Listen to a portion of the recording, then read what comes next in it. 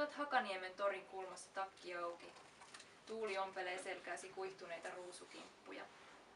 Suistut alas katua ratikkakiskoja pitkin.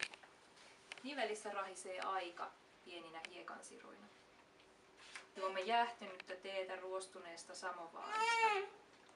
Kerrot, kuinka suuressa maassa kerran virtasi samppania.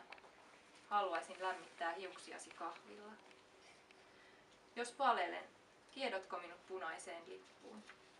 Ja mitä sitten, kun on juotu tyhjiksi maljat, tervetuliaisten, pitkien ikien, jäähyväisten?